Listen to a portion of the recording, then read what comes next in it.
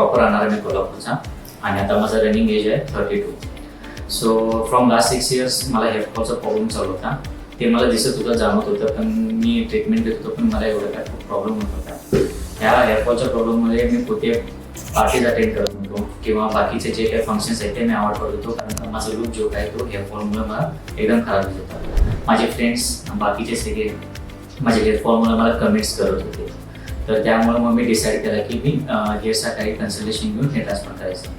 जेव्हा मी रिसर्च चालू केला तेव्हा मी कोल्हापूर आणि आजूबाजूच्या एरियामधील सर्व काही कन्सल्टंट्स किंवा जे काही क्लिनिक्स आहेत ते रिसर्च करणं चालू केला. तर मला हे जाणून आलं की बाकीचे पण असे क्लिनिक्स आहेत जिथे मला 20,000 असो किंवा 30,000 मध्ये मला भरपूर ड्राफ्ट्स बसवून देत होते. पण जेव्हा मी फॉलिकल हेअर ट्रान्सप्लांट कोल्हापूर इथून मी थोडा रिसर्च केला. इव्हन माझ्या प्रिव्हियस फ्रेंड्सच्या फ्रेंडने पण इथून ट्रीटमेंट करून घेतलेले. त्यांचे रिझल्ट खूप एकदम एव्हरग्रीन म्हणजे एकदम चांगले होते. तर मी डिसाईड केलं की ॲटलिस्ट जाऊन कन्सल्ट करून मिळाले. तर ज्या दिवशी मी इथं आलो गर्दी तर भरपूर होती आणि ऑलरेडी PRPs आणि हेअर सर्जरी ते चालूच होते. माझ्याशी बोलून माझे जे काही डाऊट्स आहेत ते एकदम क्लिअर केले. त्यावेळी माझा कॉन्फिडन्स एवढा बूस्ट झाला आणि मी हे डिसाईड केलं की मी फायनली माझं हेअर ट्रान्सप्लांट जस्ट करून देणार. कारण का कॉस्ट थोडा जास्त आहे, पण जे रिझल्ट्स मिळणार आहेत ते रिझल्ट्स इव्हन तुम्ही बाकीचे क्लिनिक्सपेक्षा जे काही रिझल्ट बघा त्या रिझल्ट्सपेक्षा हातला रिझल्ट पैसे थोडे जास्त जातील, कारण का इथं सगळे ॲडव्हान्स टेक्नॉलॉजी आहे. पण जे रिझल्ट्स येणार आहेत ते तुम्ही एकदम बिलीव्ह पण करणार नाही असले रिझल्ट्स इथे येतात. ज्यावेळी त्यांनी माझे सगळे डाऊट्स क्लिअर केले मी सडनली बुक केला आणि डिसाईड केलं की मी माझं हेअर ट्रान्सप्लांट इथेच करणार. सो ज्या दिवशी माझा हेअर ट्रान्सप्लांटचा डे होता त्या दिवशी आलो. स्टाफ तर इथे पूर्ण कोऑपरेटिव्ह आहे. कोणी असं तुम्हाला जाणून देणार नाही की आम्ही सर्जरीला लावत. माझा सर्जरी ॲक्च्युली ज्या दिवशी सर्जरी होती त्या दिवशी ऑलरेडी 2 पेशंट्स होते. दुपार होऊन गेला तरी पण नंतर 4 तासात माझं टोटल माझी ग्राफ 2700 बसवलेली आहे. फ्रंट हेअरलाईन माझी पूर्ण गेली होती. तर माझे निवांत 4 तासात त्यांनी एकदम सर्जरी होत आहे असे पण न जाणून देता त्यांनी सर्जरी केली.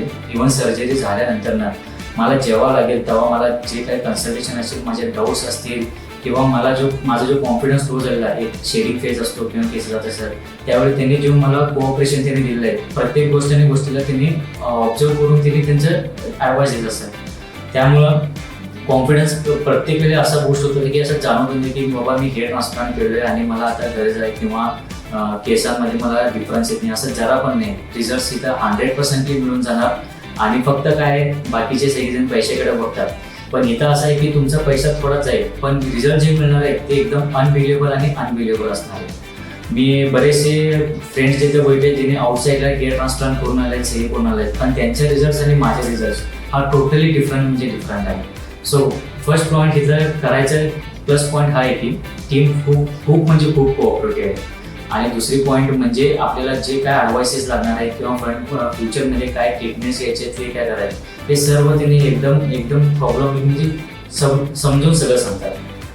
ज्यांना कोणाला केसाचा काही प्रॉब्लेम असेल, समजा टक्कलपणा पडला असेल किंवा बाकीचे डॅन्ड्रफचा प्रॉब्लेम किंवा एकदम जेनेटिक्स प्रॉब्लेम काही जरी असू दे, सगळ्यांचा प्रॉब्लेम इथं फॉलिकल हेअर ट्रान्सप्लांट कोल्हापूरमध्ये सॉल्व्ह होणार म्हणजे होणार याची गॅरंटी आहे.